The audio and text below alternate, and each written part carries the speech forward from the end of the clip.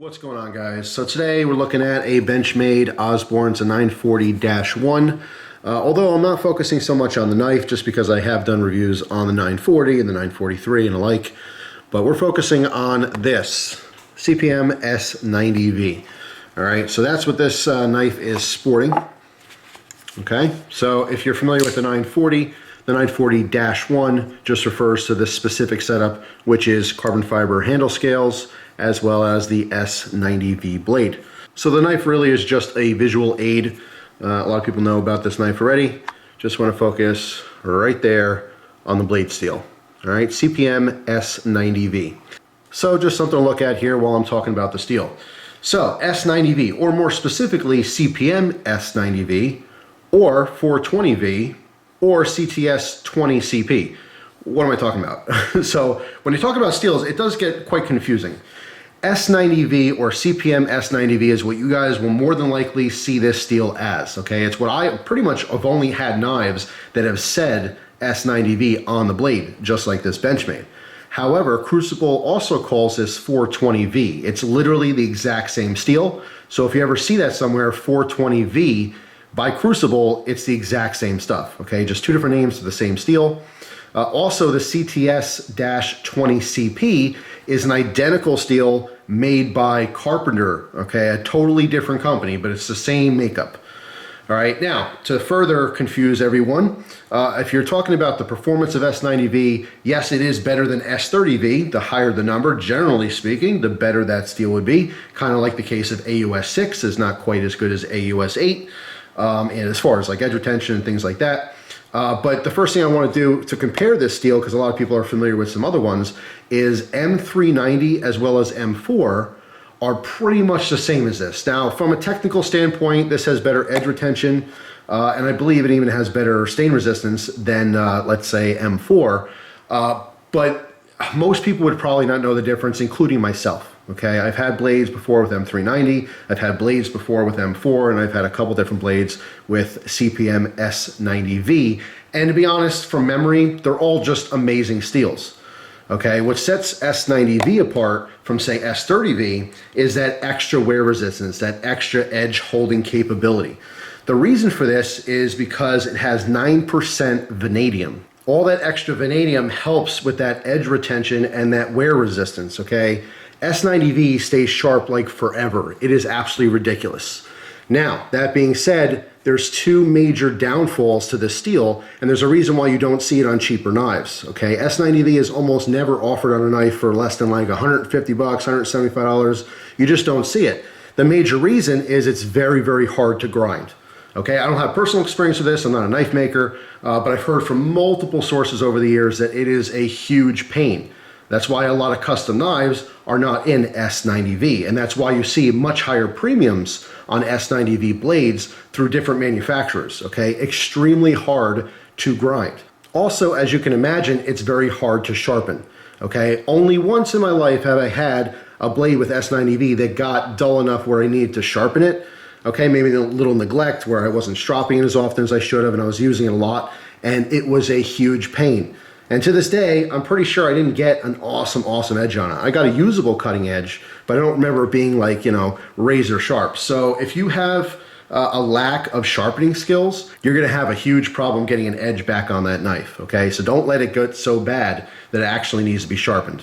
Now, some people say they can only sharpen it on like diamond stones and stuff. Not necessarily the case. I've heard of people, you know, doing touch-ups on ceramic rods and stuff, but it's a pain, okay? Take it from me, you don't want to let it get dull. But again, the reason why people like it so much is it seems like it stays sharp forever. It is a super steel, okay? And what that means, basically, when you're talking about, you know, premiums on steels, the most expensive steels are the ones that are the hardest, right? And they have the most wear resistance, and they don't rust easily, and they just stay sharp forever. That's what you're looking for. Why are you paying, you know, $300 for a knife? Not just a quality knife, but you want it to stay sharp for a very long time. You'd be quite disappointed if your $5 Walmart knife stayed sharp as long as your $300 knife, you know? So that's where these premium steels come in. S90V, although it's common enough in the knife community, a lot of people know about it, in general, you just don't see it that often. Now, what's really interesting as well is the powdered steels here can have much smaller microns for the carbides, okay? What that means is that each individual molecule that makes up the steel itself is much smaller, okay? So what you get is a much finer steel. So it's literally able to be sharpened finer than other steels out there. To give kind of an idea, the carbides can be as small as between 2 and 4 microns on a powdered steel, as opposed to between like 10 and 20 microns on more common steels that are made from ingots, okay, or big blocks of metal. So a quick recap, it holds an edge for a very, very long time. It also does not rust very easily at all, but the negatives are it's very, very hard to grind, so it's much more costly for manufacturing, and you'll see it on higher priced knives. You will not see S90V on a cheap knife. It's just not something that happens. And then also, of course, like I said, if you actually let it get dull with lots and lots of use and some time, then it will be harder to sharpen. Okay, but other than that, people absolutely love it. Specifically, like from Spyderco, but also obviously Benchmade offers S90V on a lot of limited runs, like this one, for example. And you'll see it, you know, among the knife community. Like I said, it's not super rare or anything, but people who are new to knives, it's a little daunting hearing all these different blade steels and just not kind of knowing what's going on. The best example I can give is probably cars, okay? If you know nothing about cars and someone's spewing off all these engine specs, it means nothing to you. You just kind of want to know, hey, if I step on the pedal, is it going to go really fast or is it going to take a long time to go fast? It's kind of the same thing with knives. Once you start learning about blade steels and you start using them often, you start seeing the difference between performances, that's when you kind of get a taste for some of the nicer stuff out there. And you know, who doesn't want a knife that's going to last longer? That's the whole point.